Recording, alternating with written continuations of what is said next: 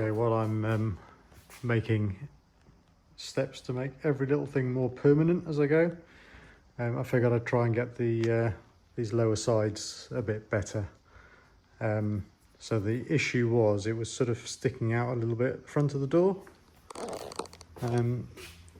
So what I've done, so I've got a bit of wood sort of between there and the cross brace that I've welded in, front and rear, and I'm using those to sort of shuffle and straighten up that body side.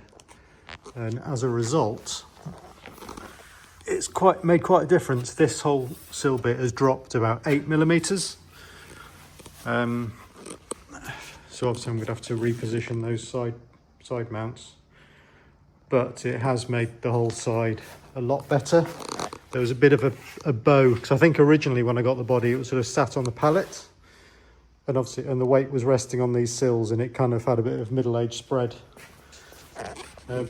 particularly around the side gill.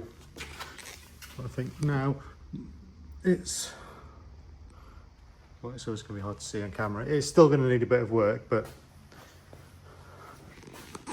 globally it's about right now.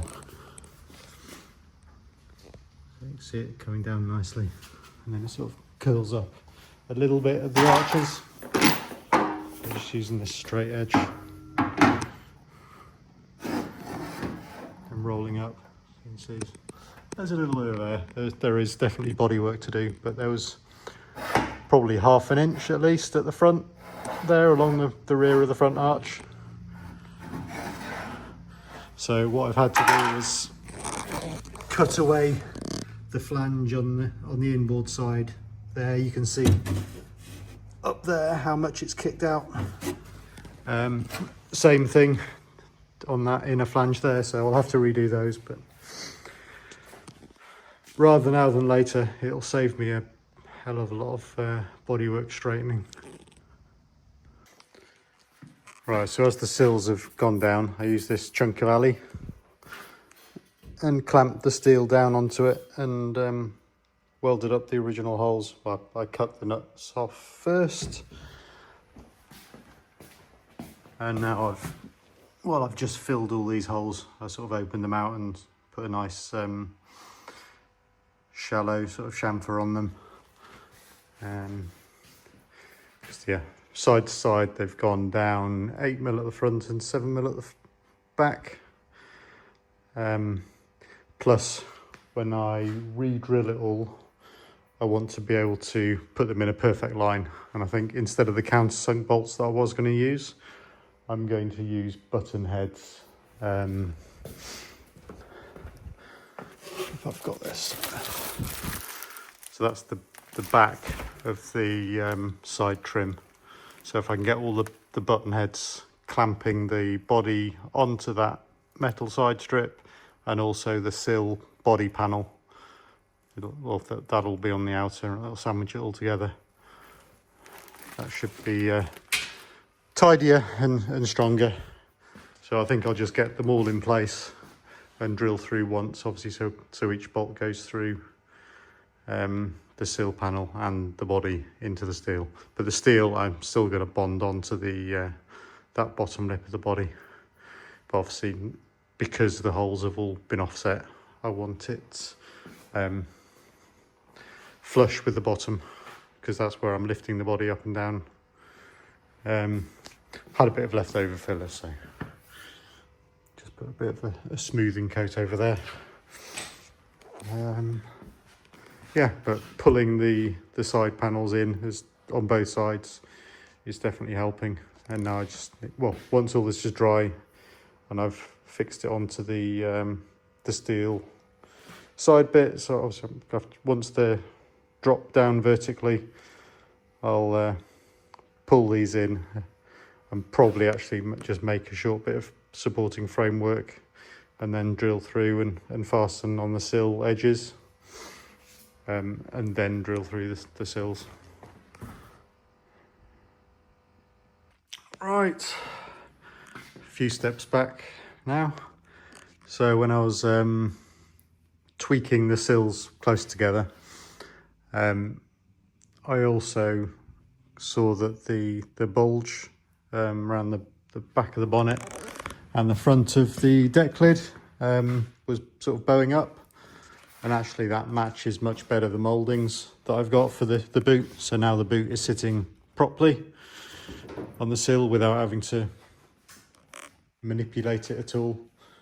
The sides are just looking a lot better. I still need to trim the original inner arch of the body. That's hard up there, but you can see how much further inboard it's gone from those side mounts there and there. Probably a good 20 mil or so once I've trimmed that and let it pull in. So yeah, better now than later. So at the moment it's just standing up on some blocks that you can see there, about an inch or so. Yeah, frustrating, but best to get it sorted now, I think. Okay, I couldn't take it any longer. So the battery was playing up. So I've been on holiday, which explains some of the absence. And I'm off to the Classic Car Show this weekend, but still plugging away, trying to work out to get the body right. The inner arches were holding it off at the back as well. Touching the inner wing around there. So the track width at the rear is now reduced. But I'll get there. But there may be some compromise. But yeah, the battery. So what I've done, this is the BMB, the monitoring board for block 1. So you can see this is cell 21 and this is cell 18. So I've just wired in these small gauge wires. I've been told by, well, Sid, that less than half an amp's good. So the target is 4.1 volts and that one had dropped a bit low. So gonna see what happens with that one first. That's the worst one. So I've seen EV Clinic do this anyway to then monitor the drop. So I am hoping it's just it's been an odd factor of just the manhandling, the connecting, disconnecting, all that. So yeah, so I'll leave that a few hours. Well, the target's 4.11 volts. Obviously I want to keep the current nice and low, so I'll just monitor. And once that one's done, I'll do the other one, which is only 100 millivolts or something low. That one had dropped a lot more than that, it was 500. But stable. And when it's charging up and down, the delta is stable, so it doesn't seem to be draining. So that's my sort of last ditch hope that it works. Okay, I figured I'd explain where I've been. Yeah, so after my holiday, I've now caught a bit of a bug, so I'm just taking some time off. And in the meantime, that cell is coming back up to voltage. So it's very slow, but it was at 1.1 watts, so it's dropping down as it creeps up. I've also been trimming, so the side body mounts have had a chunk cut off.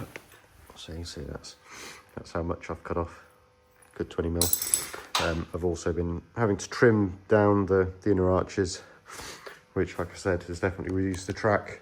But the other thing I forgot to mention was, as you pinch the body up and that section of body lifts, I did actually try the rear glass and it needs to come up to meet the glass. So it's a good job I found it now, but it's just trying to make sure as I pinch the body, I don't affect other things too much. You know, the risk now is that I might have to pull the cage in a little bit. It's fairly springy material, so I don't think it's that big a deal to do. I'll just slice it horizontally through on the mounting pad. I've got good access, but right now with the battery open, I'm just not doing any work. I don't want to risk getting any rubbish inside there. But I was at the Classic Car Show at the NEC, and I've nailed down the colour I'm going to paint it, so that's good. Also picked up some of this ducting just so I can work out, with the demister from the HVAC unit in there. I've also found some trim that will go into the windscreen rubbers just nicely. The original stuff is thousands and thousands, literally, it's ridiculous. So that's going to be a good option. But I think for the next few days, really, I'm just going to bring the battery up to voltage.